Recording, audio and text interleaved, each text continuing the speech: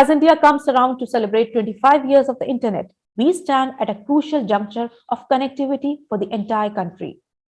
For the already existing set of internet users, the target was to move on to 5G in 2021 and get super fast fixed line fiber broadband connectivity at homes.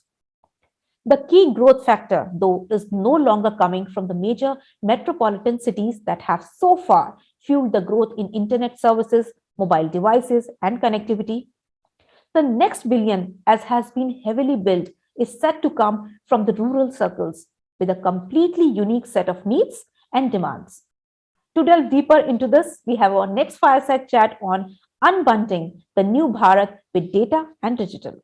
I would like to invite Devesh Gupta, Lead Brand Solutions, ETBrandEquity, to moderate the discussion. Our guests for this chat session are Anjana Ghosh, Director, Marketing and Business Development, Bisleri International Private Limited, Deepak Khurana, CEO and co-founder Vserv. Welcome everyone. Over to you, Devesh.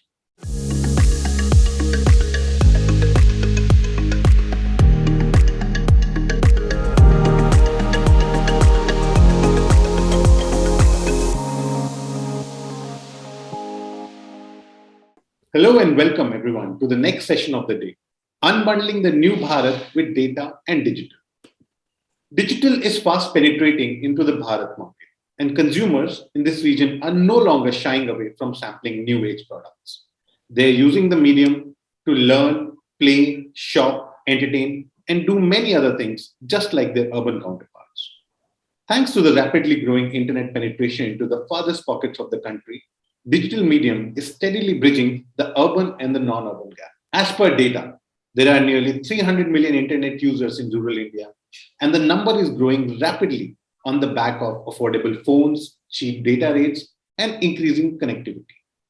It has been often said that the next billion internet users will come from the Bharat market with a complete, unique set of needs and demands. So what does this mean? It creates a very interesting opportunity for brands as there is a treasure trove of data flowing in from this region. Marketers can decode that data to understand their needs, aspirations, and create products that specifically suit the needs of the Bharat consumers. So to discuss this further, I have with me two industry stalwarts today. First of all, I welcome Ms. Anjana Ghosh, Director, Bisleri India. Welcome to the session, Anjana. Thank you. And my next panelist for the day is Mr. Deepak Khurana, CEO and co-founder of Vserv. Welcome, nice. Deepak. Yeah, thank you so much. Nice meeting you. I have to respond to the way Anjana has welcomed everyone. So with a nice namaste to the Bharat. Absolutely. So first things first, Anjana, I'll begin with you. How do you see the play of digital, growing in the Bharat market? How do you see this, penetrating in the Bharat market? I think number one is the new emerging India that today, we all are faced with. This whole concept of Atmanirbhar, Make in India, and the potential that the India is the most largest and the fastest growing consumer market for the world. So there is a huge opportunity. And I think this whole emerging India is true because probably of the internet penetration, which has happened so rapidly in the last probably 10 years. And so the consumer across India is able to consume the same kind of content. They are exposed to advertisement. They know they can surf information. So as and when the information is penetrating, into the deeper India, and of course, then there emerges a consumer. But there is also a huge reality about India is that there are two facets, and that every marketeer has to take a note of. First is the magnanimity of India. It's so large, it's so densely populated, and it's so deeply penetrated. And with this whole rural market, now becoming a consumer base, yes, at times makes it difficult for consumers to, for a marketeer like us and brand like us to reach the consumer. And the other facet is, of course, the India, many India within one India. So Correct. many Bharats within one Bharat, because every state has a different influencing culture to the consumer. The consumer's decision-making, ability is sort of influenced by the culture, the language, the kind of food he consumes, the kind of clothes he wears. So there are multiple facets, and for us, of course, it's now an opportunity to reach the consumer, to know the consumer better. Like if I have to give an example, just about my tenure with Bisleri has been around 16 years. And in my early, say, 8 years, we used to design campaigns. Of course, the whole struggle was that you should have a good communication. You should have a story which will connect with the consumer. And after you made a good film, and of course, you had very limited mediums to exhibit your film. It was a television, probably print. And then you hoped and prayed that probably this ad is good and it will reach the consumer. The measure was only when you looked at your top line and said, if the top line has grown, the ad has worked. If the top line has not grown, the ad has not worked. From that era where, you hoped and prayed the day the campaign was to be rolled out, and you were praying literally, yes, people should, acknowledge, and you see the thing ad.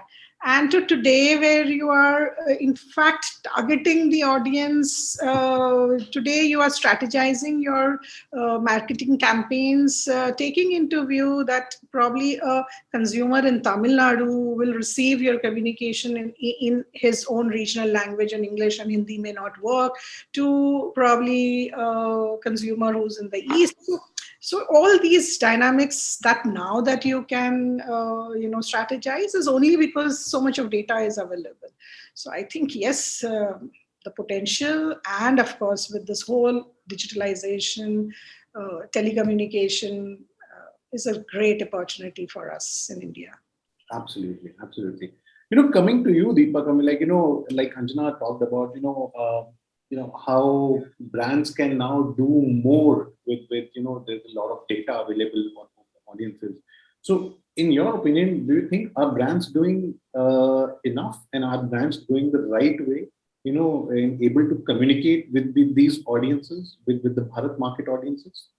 So I think, first of all, I like to probably just echo the sentiment that, Bharat now has many faces, and it always had, so many faces, largely because of maybe affluence or because of culture, right? And now in 2021, we are again talking of a Bharat with many faces.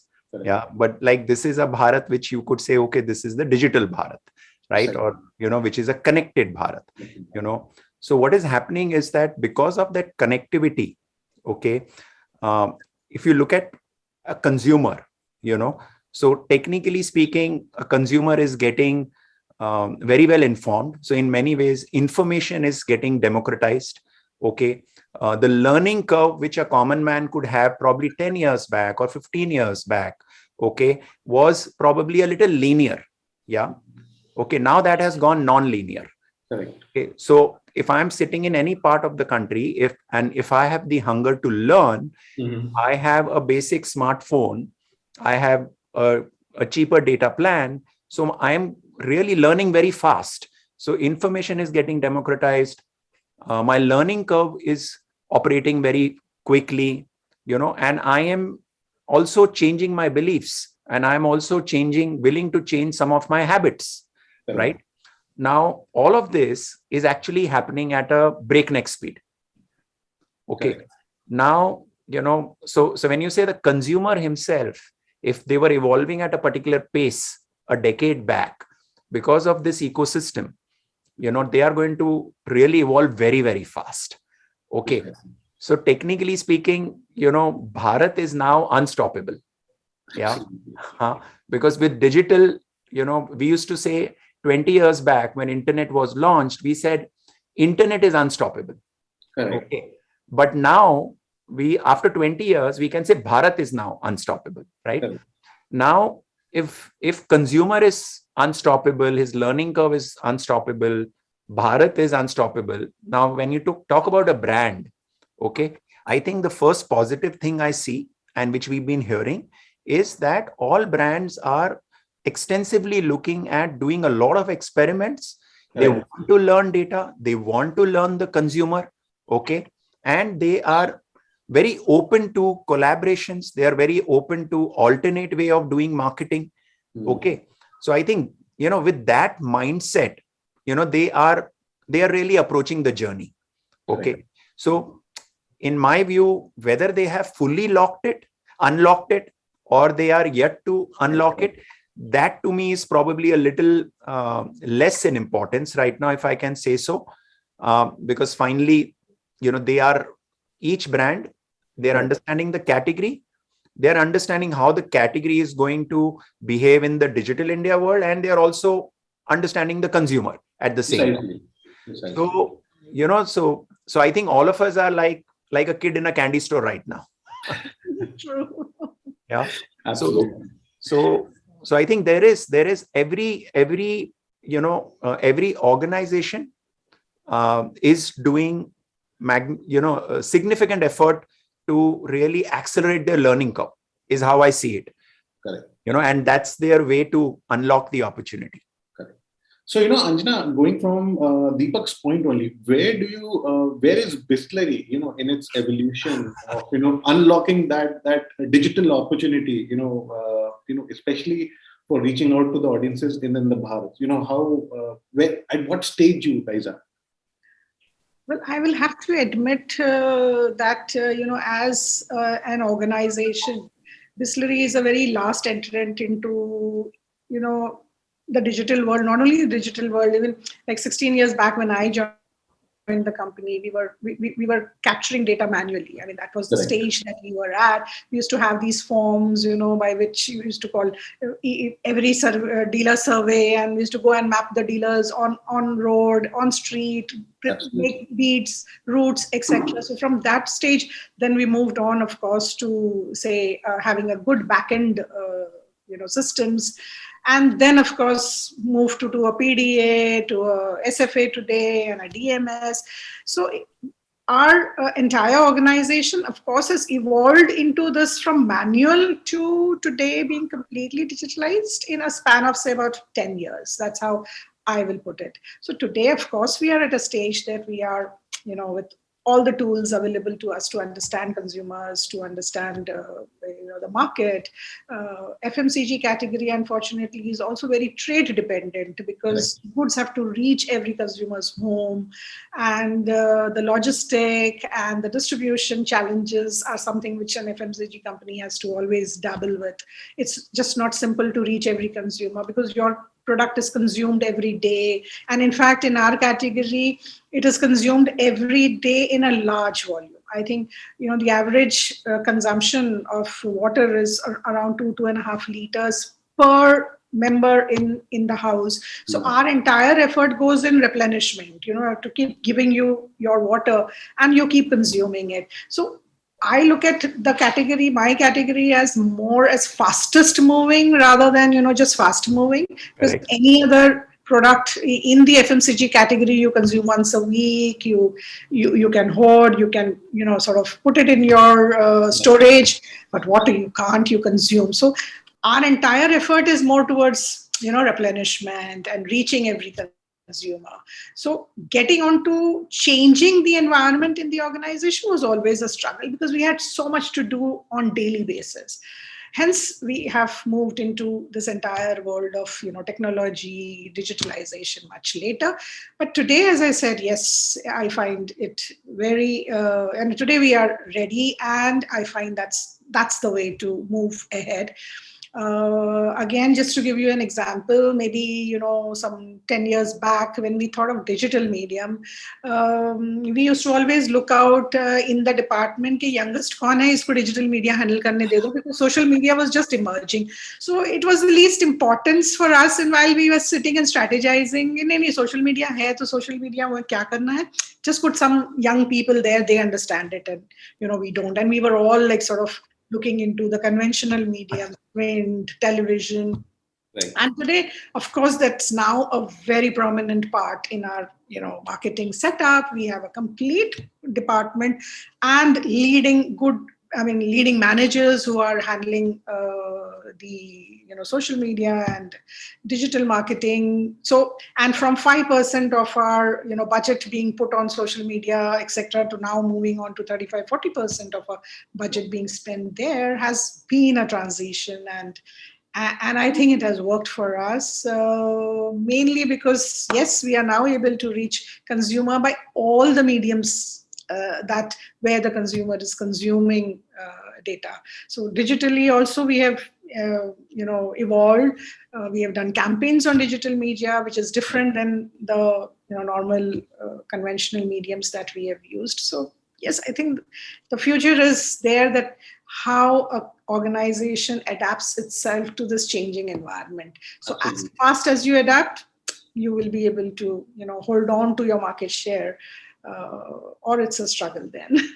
Absolutely, absolutely, and a very honest confession, I must say in that, about how the digital medium, especially at Bisleri, has evolved, from a corner seat of to a 35 or 30+% share within the marketing budgets. That's very interesting. Deepak, I mean, like, coming to you, do you think, Anjana also mentioned that, they have increased their digital budgets, in terms of marketing as well as creating products. Okay. So do you think, are brands able to read in the data from the Bharat market well, and are able to create the products, that specifically suit their needs? I'll tell you why I'm asking this, because, during this, I've been in conversations with a lot of, players from the Bharat market, and all of them have raised one very pertinent point, that, that brands need to talk to the consumers in a language which they understand. By talking, it's not just only about marketing, but by creating products, which actually suit their needs and which are able to, fit into that cultural nuances. So what's your thought about that? Okay, that's a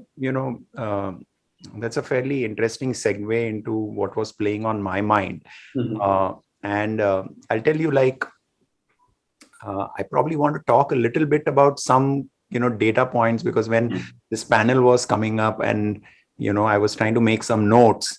So technically, I run Vserv, which is a data-driven marketing platform. Okay.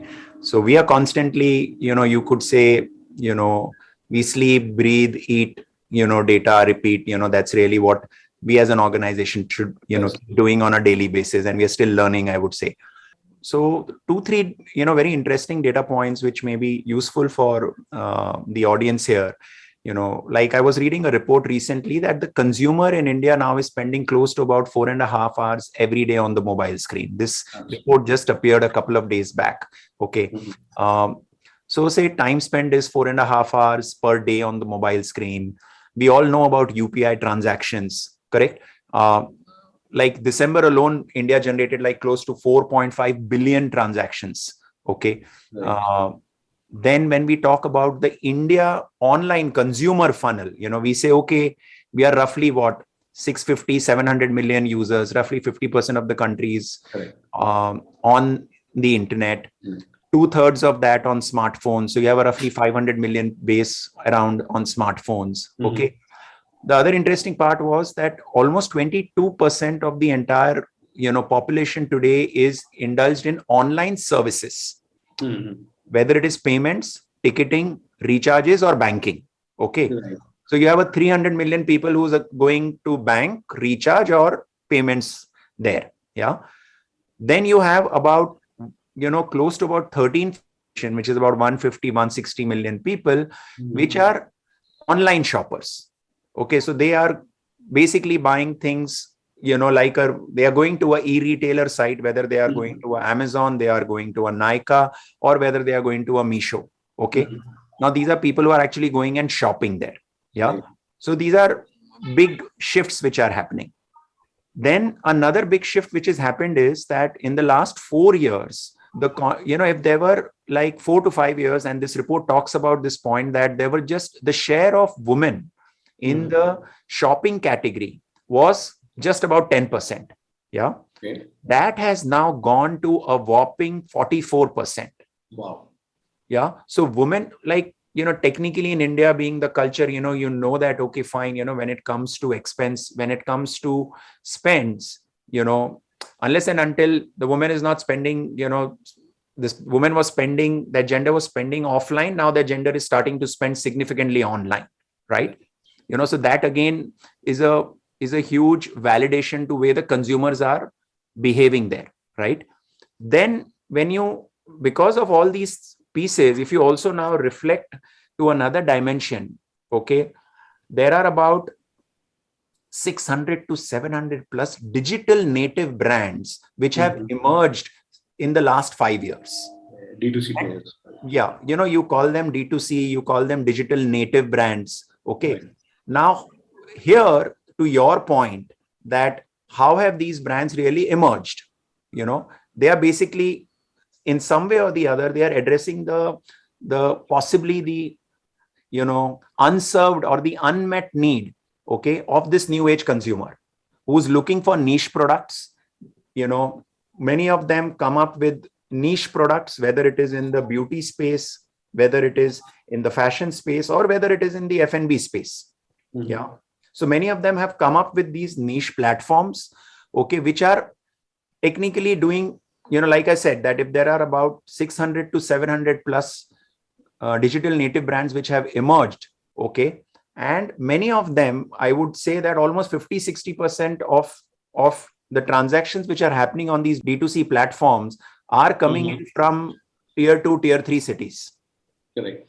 Yeah. So which is also a manifestation of the fact that this user is discovering things, okay, and going out and buying things. Yeah. Like I'll probably say, like, I was reading about this, that there is a brand which is called Nua, which is into sanitary pads. Okay. They actually have, and this report talks about, they have about 300,000 subscribers who have subscribed to these sanitary pads online. Yeah. Or a beauty brand like Plum, which is like, got like almost like 500K products. Their average order value is about 1,000 rupees. So when you hear these macro trends, when you hear the emergence of D2C, when you hear some of these platforms doing this kind of, having this kind of customer traction, in more than one way, it tells us that, people are transacting online, and these people are finding products which, were probably not available, earlier. No, that's pretty interesting. And like you mentioned that, there are a lot of brands who are, catering to this audiences, and plus something like, a lot of audiences across the Bharat market have now gone online. They are sampling these products, they're sampling online. We've been seeing a lot of reports, and during the conversations, a lot of brand owners and marketers have shared that, the play from the Bharat audiences, the Bharat consumers has increased, significantly. Yeah. Very, very interesting. One point, I wanted to ask you, Anjana, that, you've recently started a D2C platform, where you are delivering water directly to the audiences. Okay. So is it more of a urban centric phenomena? Or you're getting a good response from the non-urban side also for that? Because that's a very interesting way of looking at the category. While we all need water, you explained that, what is the total need of a family per person. But it was pretty revolutionary in that. We all wanted that, but it was never there. And now it's there. And, it's very interesting proposition from your brand. Typically to the category that I belong to is a heavy voluminous category with low margin. Okay. And of course, as I said, that our dependence on trade is maximum, because that's how we would do our distribution, because it has to be loaded onto our truck, Right. then send it to the distributor, who loads it into his smaller truck and then takes it to the retailer. From retailer, it would then go to every consumer. And of course, it was never only urban centric, because we have good penetration across India.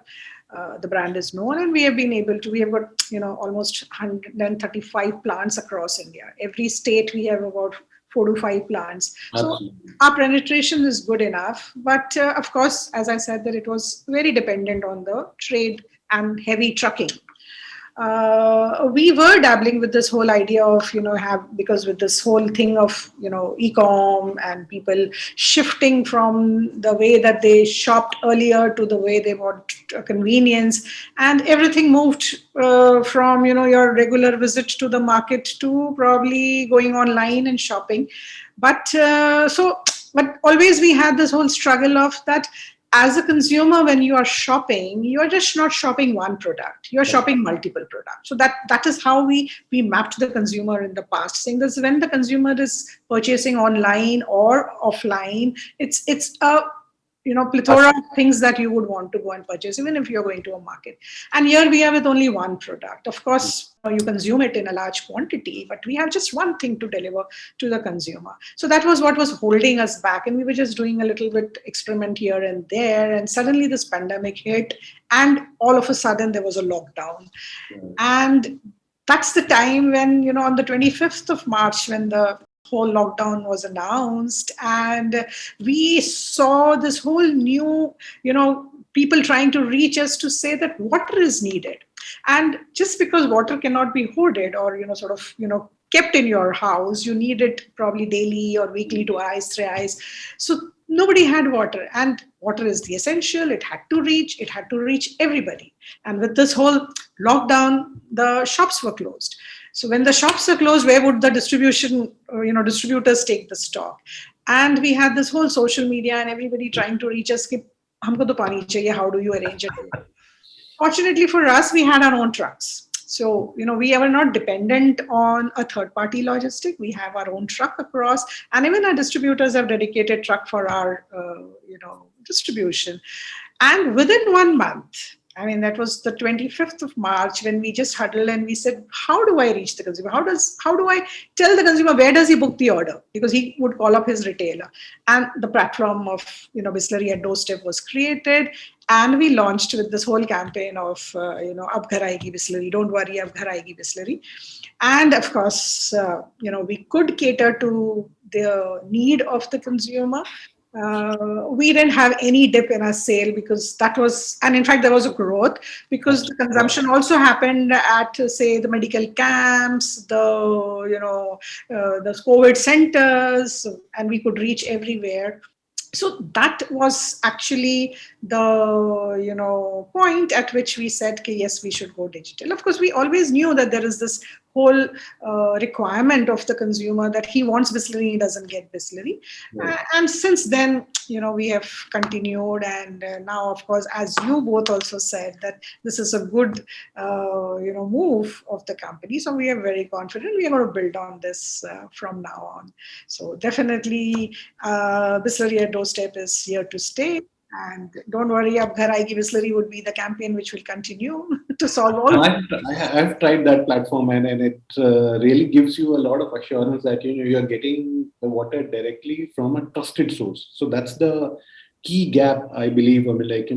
This platform has solved. Very interesting. Great. We are running very short on time, actually, so we'll have to wrap up the sessions. But before that, I would want to take both of your thoughts on how do you see what role data and technology has to play in tapping the untapped potential of this market. Deepak, I'll begin with you first. Oh God. Okay. So I think to simply put, I can say that see, that is your biggest tool today. Correct. Okay. So both data and technology are your biggest tools. They are available out there. Okay. And how do you go out and really start leveraging it? Okay. The way I see it is basically, if you think of a business, and if you think of a business where, in an offline business, someone would take the support of the warehousing ecosystem, the logistic ecosystem, and those are ecosystem supports which you get. Okay, the payment ecosystem, these are all ecosystems there, right? Who are willing to help enterprises to leverage the opportunity. In the same manner, today with data also for brands, okay, like people like us solve that gap. If a brand today has their own customer data, they're looking to further enrich their customer data, or they're looking to understand their or they're looking at alternate data around customer insights. Okay, so these are, like Anjana mentioned, that there are these tools and data services which are available. Okay, so clearly, if you ask us, the existence of a business like ours is completely a function of people who need data and technology. Correct. Right? And I see no reason. Like I think in today's day and time, it's such an essential, whether at an enterprise level or at an individual level, you are using these two tools to constantly make improvements and grow. So there is immense. The journey is still new. The place we are at is new. So there will be a lot of learning curve there, but I'm sure that we will catch up with that learning curve very quickly. Awesome. Anjana, your thoughts? Well, I would say that the data that is available today, because of people like Deepak who are capturing the data, segmenting it, analyzing it, it's amazing. At times I'm like floored when they say we know exactly the consumer, what he eats, what he wears, where he goes, how much he spends, what time he reads his emails, and what time he looks at his messages, what time he is engaged where. So if that kind of data is available for marketers like us, I think that makes the life very, very easy. So I look at the whole shift in this, strategizing or for an enterprise. Earlier, we used to be heavily dependent on research. So we used to, have this whole consumer research done for 6 months, 7 months, find out an insight, then discuss it in closed room and find out, okay, what is the consumer need? So I think the way that we did business was that we identified a need and then we tried to reach the consumer. Today, I think there is a whole shift, and because of this data that is available, we don't really have to go get onto research. In fact, I can design a product and reach a consumer and tell him, look, you need this. So the whole dynamics of business has changed from probably moving from research and identifying a need to creating a need and reaching the consumer and telling him, look, you may need this because this is how the future is and this is where. So that's where when Deepak mentions that there are so many online enterprise who are coming in and reaching the consumer, is not because probably they have identified the need. This is future. Sure. There are consumers probably who are not aware of things that's happening, but I have a product and I can market it to that consumer where I feel that yes, he's got a slight inclination towards this category of a product. So I think that is the brilliance that the data provides you with, and of course, I think the challenge that now the organizations will have to keep up with is to build that whole agility into your organizations. The flexibility. I mean, we cannot be, sort of carrying up the legacy and say, okay, this is how I did my business in the past. And this is what, that stability kind. Earlier, we used to think that bring in one product, let us stabilize, then think of something else. Today, that whole dynamics has changed. Yeah. I mean, you have got to probably think every day something new and come up with a solution before somebody else takes over. Yeah. So the whole challenges have changed. In fact, within the organization, we discuss every day one new idea. So there are 365 ideas that we have got to, keep the space with. Great, Anjana. Thank you, Deepak and Anjana. It was a really wonderful and insightful session, talking about, how, we can use, data, technology, to tap the potential of the Bharat region. And plus, more exciting part is that, it's a learning curve. Okay, that we are moving on, and as we go along, we'll learn more, and we'll explore more about this market. Yeah. Great, lovely talking to you all, and have a great evening. Thank you very much for being on the panel. Thank you so much. Thank you, Anjana. Thank you. Bye bye.